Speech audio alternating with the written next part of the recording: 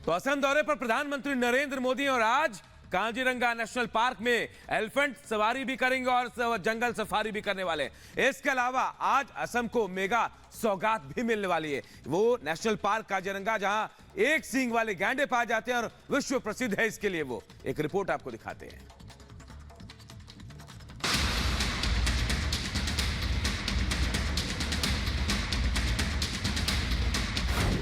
असम में पीएम जोरदार स्वागत। 18,000 करोड़ की मेगा सौगात। काजीरंगा में सैर, जंगल सफारी। पीएम मोदी के असम दौरे का आज दूसरा दिन है। कल पीएम मोदी के असम पहुंचने पर उनका भव्य स्वागत किया गया। पहले एयरपोर्ट पर शानदार अगवानी की गई और फिर काजीरंगा नेशनल पार्क जाते वक्त रास्ते के दोनों तरफ खड़े हजारों लोगों ने पीएम का स्वागत असम की सांस्कृतिक विविधता की झलक के साथ किया। पीएम ने भी लोगों का भरपूर अभिवादन किया और दिल खोलकर किए गए स्वागत के लिए आभार जताया। आज पीएम मोदी के लिए काजीरंगा में जंगल सफारी की खास तैयारियां की गई हैं। पीएम मोदी सुबह सुबह करीब 2 घंटे काजीरंगा नेशनल पार्क में जंगल सफारी का लुत्फ लेंगे। पीएम मोदी के लिए जीप सफारी और एलिफेंट सफारी दोनों के इंतजाम किए गए हैं। दरअसल काजीरंगा नेशनल पार्क पूर्वोत्तर भारत का प्रमुख नेशनल पार्क है। ये यूनेस्को के विश्व धरोहर स्थलों में शामिल है। काजीरंगा एक सींग वाले गैंडे के लिए प्रसिद्ध है। हाथी, जंगली भैंसे और बाघ भी यहाँ मौजूद हैं। हाथी और जीप सफारी के लिए ये पार्क मशहूर है। पीएम करीब 2 घंटे काजीरंगा नेशनल पार्क में बिताएंगे। असम का पीएम मोदी का ये दौरा बेहद खास है। पीएम आज असम को हजारों करोड़ की मेगा सौगात भी देंगे। दरअसल काजीरंगा नेशनल पार्क के दौरे के बाद पीएम मोदी लाजित बोरफुकन की प्रतिमा का अनावरण करेंगे। जोरहाट में पीएम जनसभा को भी संबोधित करेंगे। करीब 18,000 करोड़ की विकास योजनाओं की सौगात अपने दौरे पर पीएम असम वासियों को देंगे। बरौनी गुवाहाटी पाइपलाइन का उद्घाटन किया जाएगा। तिनसुकिया मेडिकल कॉलेज का भी लोकार्पण होगा। 1300 करोड़ की रेलवे परियोजनाओं का भी लोकार्पण आज किया जाएगा। इसके अलावा डिगबोई रिफाइनरी विस्तार की पीएम मोदी आधारशिला रखेंगे। साथ ही पीएम आवास के तहत 5.5 लाख घरों की सौगात असम के लोगों को देंगे। जाहिर है लोकसभा चुनाव की अधिसूचना जारी होने से पहले पीएम ताबड़तोड़ उत्तर से दक्षिण और पूरब से पश्चिम का दौरा कर रहे हैं और विकास की मेगा सौगात लगातार देशवासियों तक पहुंचा रहे हैं। Bureau report, Republic Bharat.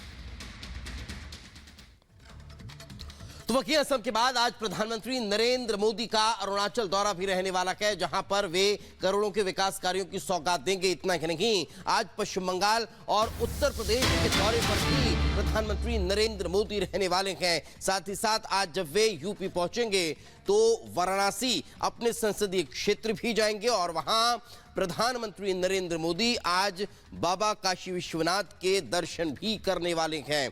तो आज अगर प्रधानमंत्री नरेंद्र मोदी के कार्यक्रमों का जिक्र करें तो असम के बाद अरुणाचल सबसे पहले पहुंचने वाले हैं और वहां जो सेला टनल है वो आज राष्ट्र को समर्पित करने वाले हैं। विकसित पूर्वोत्तर कार्यक्रम में वे शामिल होंगे और विकास कार्यों की सौगात देते नजर आएंगे। पश्चिम बंगाल और यूपी भी आज पीएम पहुंचने वाले हैं। काशी विश्वनाथ मंदिर में दर्शन करने पहुंचेंगे और विशेष पूजा अर्चना वे आज करते नजर आने वाले हैं। तो ये 2 अलग अलग तस्वीरें। सेला टनल जिसका उद्घाटन आज प्रधानमंत्री नरेंद्र मोदी करने वाले हैं, राष्ट्र को समर्पित करने वाले हैं। तो वहीं बंगाल और यूपी के दौरे पर भी आज पीएम पहुंचेंगे।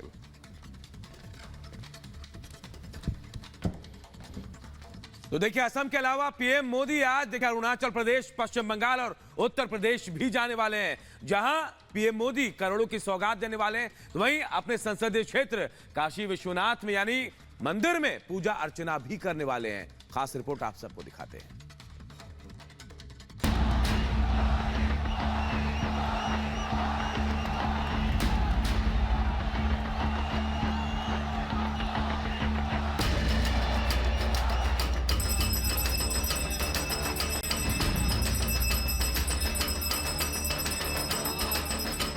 पीएम मोदी आज ताबड़तोड़ 4 राज्यों का दौरा करेंगे और विकास की कई परियोजनाओं का लोकार्पण और शिलान्यास करेंगे।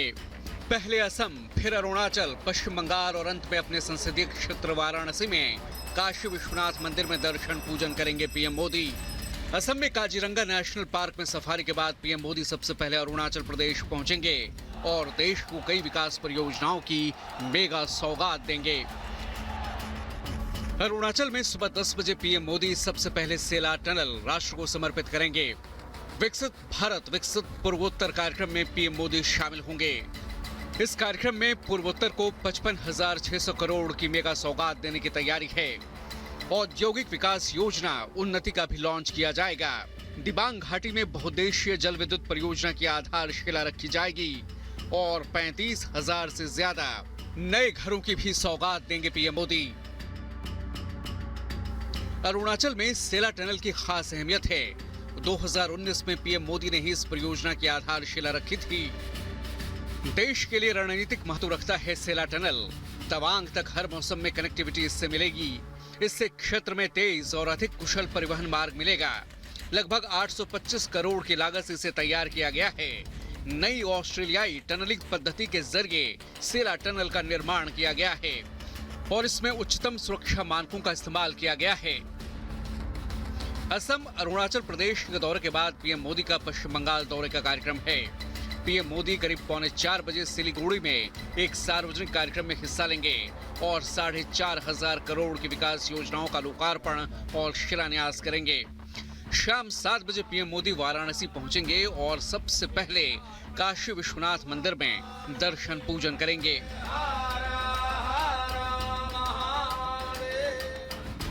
वाराणसी में लगभग 40 जगहों पर पीएम मोदी के भव्य स्वागत की तैयारी है। बाबतपुर से बरेका तक 28 किलोमीटर लंबे रूट पर पीएम का पुष्प वर्षा के साथ स्वागत किया जाएगा। उसके बाद कल दोपहर लगभग 12 बजे प्रधानमंत्री एक सार्वजनिक कार्यक्रम में वाराणसी में हिस्सा लेंगे, जहां यूपी को 42,000 करोड़ से कई योजनाओं की सौगात देंगे। दोपहर लगभग 2:15 बजे पीएम वाराणसी में वीडियो कॉन्फ्रेंसिंग के जरिए छत्तीसगढ़ में महतारी वंदना योजना के तहत पहली किस्त का वितरण करेंगे। Bureau report, Republic Bharat. 24 के चुनाव से पहले सभी दल अपनी अपनी तैयारियों में जुट चुके हैं। प्रधानमंत्री नरेंद्र मोदी मीटिंग कर चुके हैं। भारतीय जनता पार्टी अपने प्रत्याशियों की पहली सूची जारी कर चुकी है और अब कांग्रेस की तरफ से भी कांग्रेस प्रत्याशियों की पहली लिस्ट जारी हुई है, जिसमें राहुल गांधी अमेठी से अपने पैर वापस खींचते हुए एक बार फिर नजर आए हैं और वायनाड सीट से वे चुनाव लड़ने वाले हैं। क्या कुछ इस बार चुनाव के मैदान में देखने को मिलने वाला है, इस रिपोर्ट में समझ लीजिए। –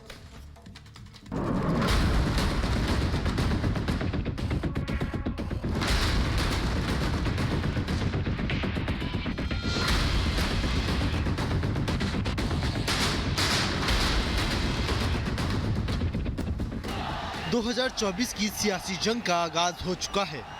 ये सियासी जंग हर दल अपने अपने ढंग से लड़ने की कोशिशों में जुटा हुआ है। सभी दल फूंक फूंक कर अपना कदम रख रहे हैं और विरोधियों को हराने की ठान रहे हैं। बीजेपी जहां बहुत पहले ही ज्यादातर सीटों पर अपने उम्मीदवारों का ऐलान कर चुकी है, वहीं अब कांग्रेस ने भी कल अपने 39 उम्मीदवारों का ऐलान कर दिया है और पहली सूची जारी कर दी। पहली सूची में राहुल के वायनाड से लड़ने का ऐलान किया गया है और जैसे ही कांग्रेस की पहली सूची जारी हुई तभी बीजेपी ने राहुल पर तंज कसना भी शुरू कर दिया और सवाल किया, क्या राहुल डर गए? राहुल की अमेठी से दूरी ये दिखा रही है कि उन्हें पता है वहां उनका वोट बैंक खत्म हो चुका है। बीजेपी इसे राहुल का डर बता रही है। बीजेपी नेता अमित मालवीय ने सोशल मीडिया पर लिखा, वे अमेठी से चुनाव नहीं लड़ रहे, डर गए क्या? इसी के साथ बीजेपी नेता डीके सुरेश, जिन्होंने दक्षिण भारत को अलग देश घोषित करने की मांग की थी, उनको टिकट दिए जाने पर सवाल खड़ा कर दिया है। बीजेपी नेता एक एक कर राहुल को डरा हुआ बता रहे हैं। केंद्रीय मंत्री स्मृति ईरानी ने तो राहुल को खुली चुनौती दे डाली। स्मृति ईरानी ने राहुल गांधी को कहा कि हिम्मत है तो अमेठी से अकेले चुनाव लड़कर दिखाएं। तो वहीं केंद्रीय मंत्री राजीव चंद्रशेखर ने भी राहुल पर निशाना साधा। कहा, राहुल गांधी देश में किसी दूसरी सीट से चुनाव लड़ ही नहीं सकते। मैंने तो ये कहा था कि अगर वाकई में उनके नेता में दम है तो बिना मायावती जी अखिलेश जी के सहारे के अकेले सिर्फ अमेठी से चुनाव लड़कर क्यों नहीं दिखाते? दूध का दूध पानी का पानी वही हो जाएगा। एक तरफ सियासी खींचतान जारी है तो दूसरी तरफ जगतगुरु रामभद्राचार्य जी ने भी ऐसी भविष्यवाणी कर दी कि जिसके बाद अब विपक्ष का भी तनाव दोगुना हो गया है। जगतगुरु रामभद्राचार्य जी ने लोकसभा चुनाव 2024 के लिए भविष्यवाणी की है, जिसमें बीजेपी को 370 सीटों के पार रहने की उम्मीद जताई है। इसके अलावा उन्होंने कांग्रेस की यात्रा को भी बेअसर बताया। जीतेगी भाजपा।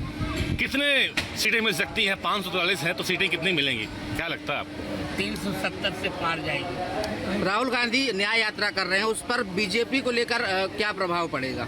उससे प्रभाव पड़ेगा। सियासी घमासान जारी है। चुनावों की तारीखों का ऐलान कुछ ही दिनों में होने वाला है। ऐसे में पार्टियां अपने उम्मीदवारों को फूंक फूंक कर उतार रही है, जिससे कि चुनाव में विरोधियों को कोई मौका न मिल पाए। राजनीतिक दलों की कोशिशें अपनी जगह हैं, लेकिन जनता के दिल में कौन बस रहा है, इसके लिए अभी थोड़ा इंतजार करना होगा।